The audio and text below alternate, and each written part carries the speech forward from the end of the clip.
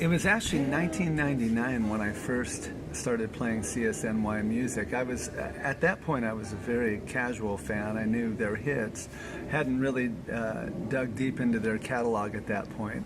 But I played in a group called Deja Vu at that time, and that was the very first tribute experience that I had ever had. I own every album from every configuration of the group that's ever been put together.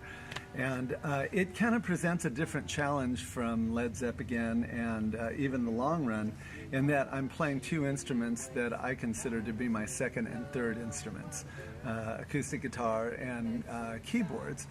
And of course, I'm doing the majority of the high vocals, which is always challenging in and of itself. When we put this together, we kind of looked at all the different tribute bands and looked at the skill set of different players in groups, and we tried to get a good match as far as what they were able to do in order to emulate the person that they would need to play. We added Steve, of course, my brother-in-law Bob Melendres, who used to be Stephen Stills in Four-Way Street, a previous CSNY project, unfortunately passed away 2 years ago.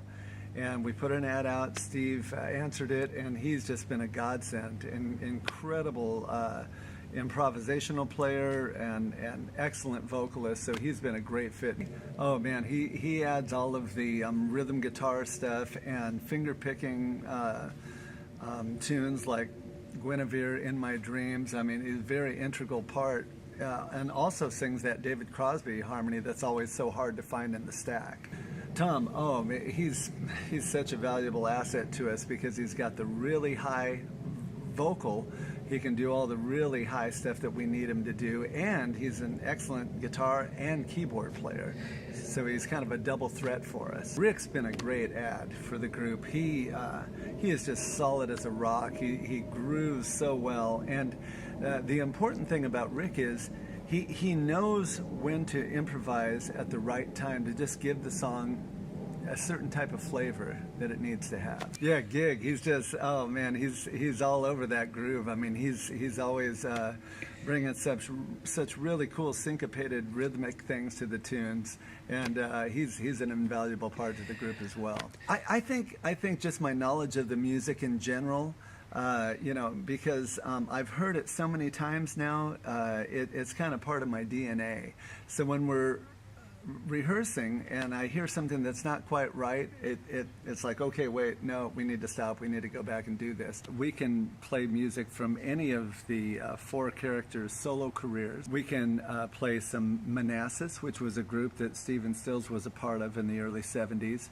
We can do the Crosby and Nash collaboration songs. We can do the Young and Stills and Young band, and of course we can do all of the CSN, CSNY, as well as some of the music from the bands that they were in prior. Buffalo Springfield, the Hollies, the Byrds. That's all fair game for us.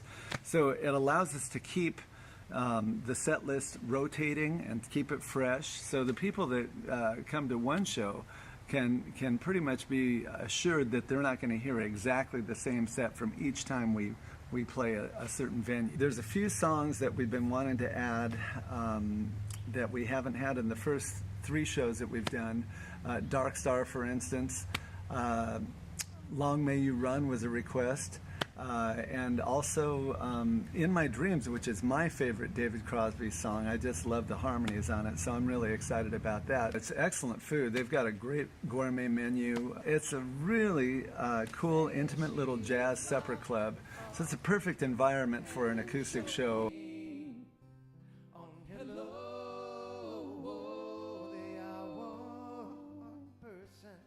Absolutely, and hopefully there's a restroom nearby.